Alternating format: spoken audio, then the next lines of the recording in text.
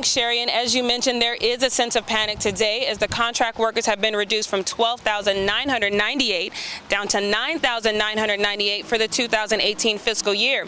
You may also recall Governor Ralph Torres was confident we could avoid this very situation based on his relationship and promises made to him by President Trump. I spoke with the governor today, and he says the president can only operate within the confines of the law.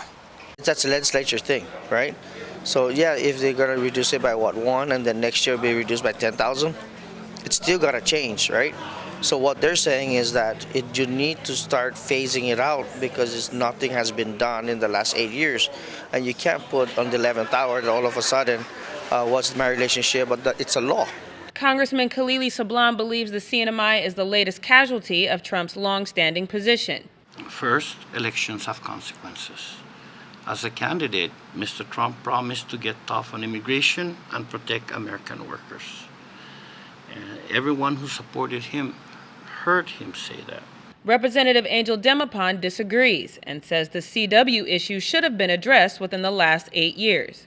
Our business community leaders from the Chamber and from the Hotel Association, when for the past 8 years, since the inception of Public Law 110-229, our business leaders have asked for legislation to restore the Secretary of Labor's discretionary authority to determine our grant and extension of the transition period and to determine what the more conducive cap limit should be. In 2014, Congressman Sablan agreed to terms that would allow contract workers to extend through 2019. Part of that agreement included removing Secretary of Labor's discretionary authority.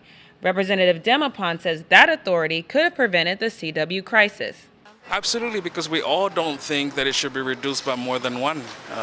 But the fact of the matter is there's an existing federal law that has been there since 2008.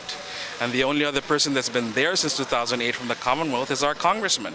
And so what has he done since 2008 to make sure that this faulty law in Public Law 110-229 was changed? Congressman Sablan says legislation is all about negotiations, and removing the Secretary's authority was necessary to maintain the Chinese tourism industry.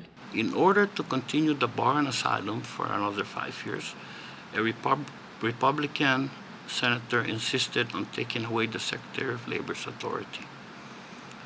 Without the bar and asylum, the Marianas could potentially lose all of our Chinese and Russian tourists who enter our border by parole. So the choice was lose half of our tourists today or let Congress make the decision to extend the transition period beyond 2019. Sablan commended Governor Torres on his efforts to create a dialogue that would help extend the CW cap. So no one should be surprised that the Trump administration is cutting back on foreign workers in the Marianas. I do think we have to give the governor credit for convincing the president to only cut 3,000 this year. The governor met with the president and his top advisors many times. He says he hopes he and Governor Torres can work together to find a solution. However, Torres says that solution should not solely depend on his relationship with the president. I just want the community to know that there's a big difference between my relationship with the president, endorsing the president, and what our Congressman Khalili, and that position. That's a federal position. That is his obligation. He or she holds that position. It's their obligation to go to the Capitol and fight for our people. It's not mine.